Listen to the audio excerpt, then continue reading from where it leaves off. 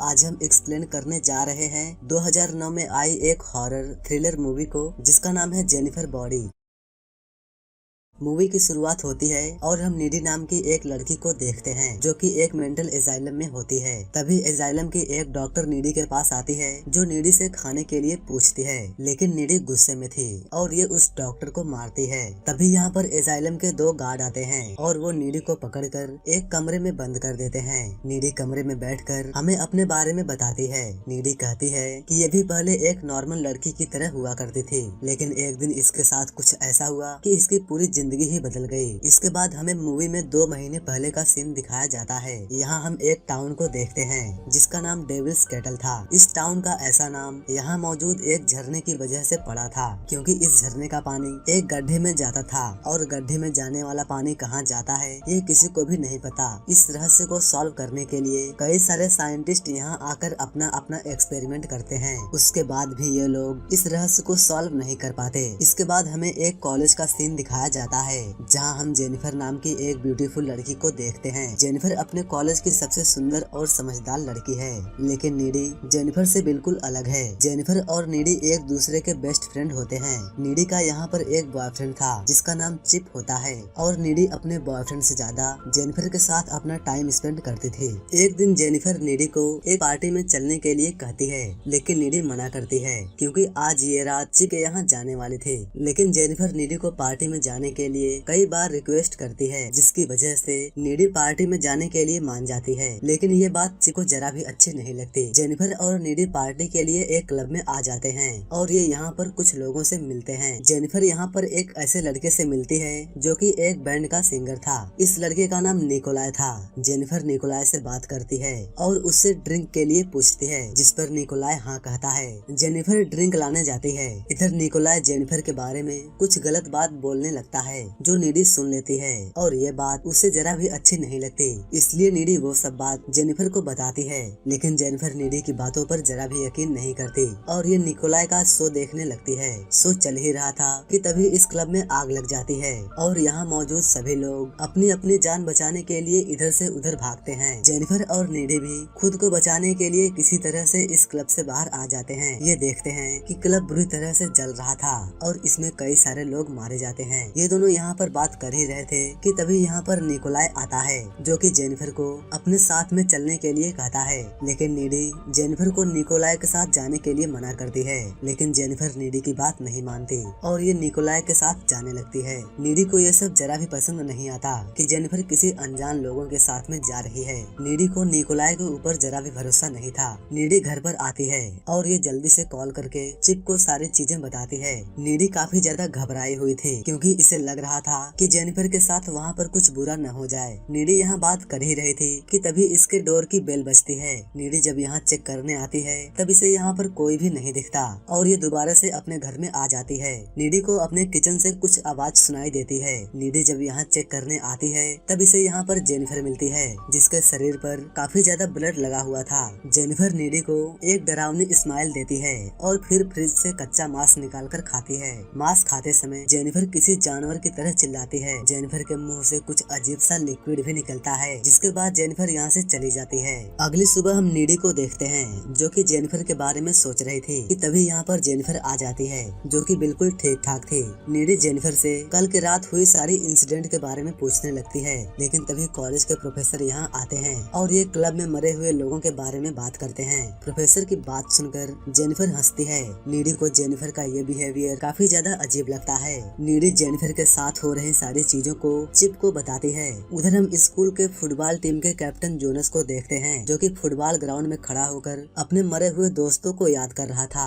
और ये अपने दोस्तों की मौत से काफी ज्यादा सैड भी था कि तभी यहाँ पर जेनिफर आती है और ये जोनस को अपने साथ जंगल में लेकर आती है और जंगल में आकर जेनिफर इसके साथ इंटीमेट होने की तैयारी करने लगती है। ये दोनों यहाँ पर किस कर रहे थे कि तभी यहाँ पर जंगल के सारे जानवर आ जाते हैं और ये जेनिफर और जोनस को देखते हैं। जोनस को को ये बात काफी ज्यादा अजीब लगती है। तभी जेनिफर जोनस को धक्का दे देती है और अपना डरावना मुंह खोलकर जोनस पर अटैक करके उसे मार देती है। जोनस की चीख वहाँ मौजूद प्रोफेसर भी सुन लेते हैं और जब ये यहाँ पर आते हैं तब ये जोनस को यहाँ बुरी तरह से मरा हुआ पाते हैं। प्रोफेसर पुलिस को कॉल करके यहाँ पर बुलाते हैं। पुलिस यहाँ आकर जोनस की बॉडी की इन्वेस्टिगेशन करती है। अगली सीन में हम नीडी को जेनिफर के साथ में फोन पर बात करते हुए देखते हैं। नीडी यहाँ जेनिफर से कहती है कि इनके टाउन में हो रही अजीब चीजों से इसे काफी ज्यादा डर लग रहा है, लेकिन जेनिफर उससे कहती है कि इसे इस टाउन में तो कुछ भी अजीब नहीं लग रहा। हम देखते हैं कि जेनिफर एक लाइटर से अपने जीप को जलाती है, लेकिन इससे इसे कुछ भी फर्क नहीं पड़ता,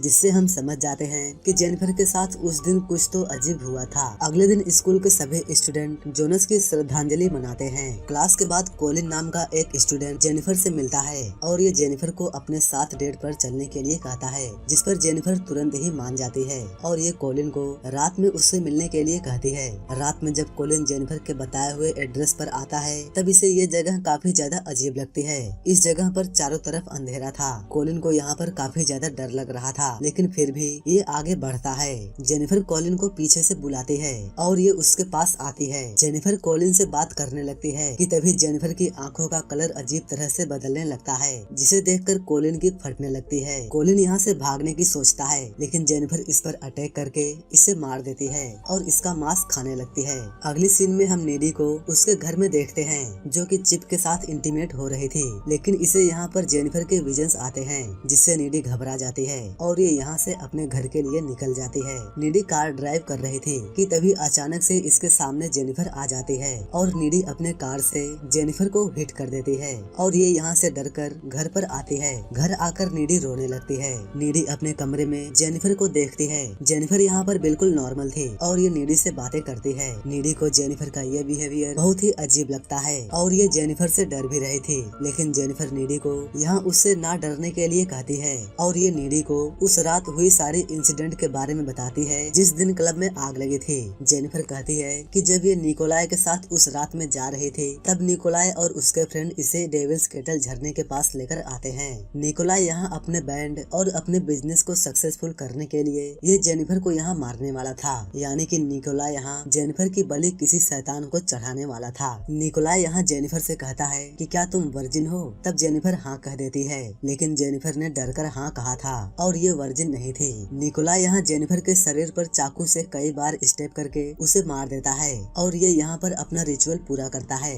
लेकिन जेनिफर वर्जिन नहीं थी, जिसकी वजह से जेनिफर यहाँ पर फिर से जिंदा हो जाती है। जेनिफर को देखकर हम समझ पाते हैं कि जेनिफर के शरीर पर किसी शैतानी ताकत ने अपना कब्जा कर लिया है और इसके अंदर कई सारी सुपर नेचुरल पावर्स आ गई हैं। उधर हम जान पाते हैं कि निकोलाई का ये रिचुअल तो पूरा हो चुका था, जिसकी वजह से इनका बैंड और बिजनेस सक्सेस होने वाला था, लेकिन इनके रिचुअल में सिर्फ एक ही गलती हुई थी और वो गलती ये थी कि जेनिफर वर्जिन नहीं थी, इसलिए जेनिफर को मारने के बाद भी वो फिर से जिंदा हो गई और इसके अंदर शैतानी ताकत आ गई। जेनिफर बताती है कि जब ये पहले दिन नीडी के घर पर आई थी तो ये इसे मारने ही आई थी, लेकिन नीडी इसकी बेस्ट फ्रेंड थी, जिसकी वजह से ये उसे नहीं मारती और फ्रिज से कच्चा मांस खाकर यहाँ से चली जाती है। ये सब बात बताकर जेनिफर अपने हाथों पर एक कट मारती है और देखते ही देखते उसका घाव ठीक हो जाता है। ये सब देखकर नीडी डर जाती है, इसलिए ये जेनिफर को अपने घर से जाने के लिए कहती है। इसके बाद जेनिफर घर के विंडो से जंप करके यहाँ से चली जाती है। अगले दिन हम सभी स्टूडेंट को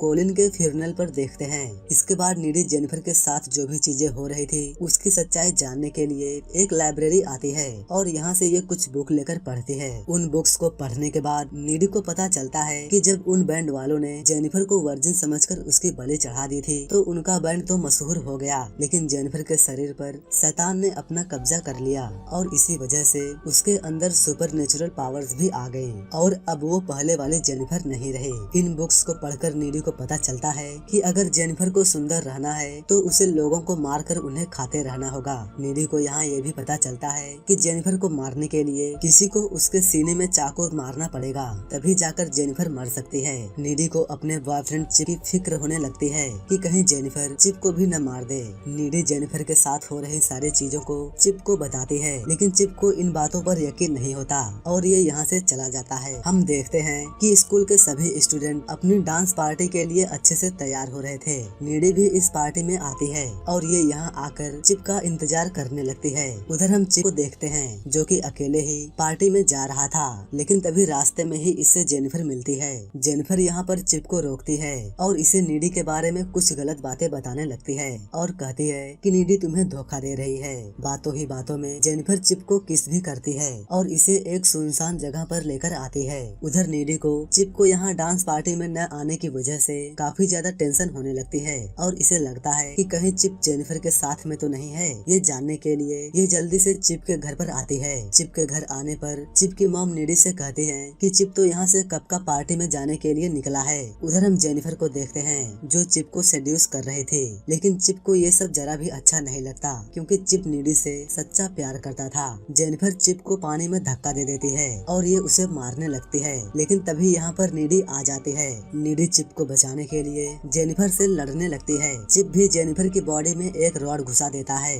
लेकिन जेनिफर के पास सुपर नेचुरल पावर्स थे, तो ये रॉड घुसने के बाद भी इसे कुछ भी फर्क नहीं पड़ता। लेकिन चिप यहाँ पर मारा जाता है और जेनिफर यहाँ से भाग जाती है। नीडी चिप की मौत से काफी ज्यादा सैड थी और ये खूब रोती है। नीडी काफी ज्यादा गुस्से में थी, जिसकी वजह से ये जेनिफर के घर पर आती है और गुस्से से उसके ऊपर हमला कर देती है। इन दोनों के बीच यहाँ पर काफी ज्यादा फाइट होती है। जेनिफर यहाँ नीडी के हाथों पर बाइट कर लेती है, लेकिन नीडी यहाँ मौका पाकर एक चाकू को जेनिफर के सीने में घुसा देती है, जिससे जेनिफर यहाँ पर मारी जाती है। इन सारी चीजों को जेनिफर की माँ ने देख लिया था, जिसकी वजह से ये पुलिस बुलाकर नीडी को अरेस्ट करा देती है। अब मूवी प्रेजेंट में आती है। यहाँ हम देखते हैं कि जेनिफर से लड़ाई के समय जेनिफर ने नीडी के हाथों पर बाइट किया था, जिसकी वजह से जेनिफर की पावर्स अब नीडी के अंदर आ चुकी थी और नीडी इस पावर से जेल तोड़कर यहाँ से भाग जाती है। नीडी झरने के पास आती है और यहाँ से ये वही चाकू उठाती है जिससे निकोलाई ने जेनिफर को मारा था। इसके बाद हमें निकोलाई का बैंड दिखाया जाता है जो कि काफी ज्यादा पॉपुलर हो गए थे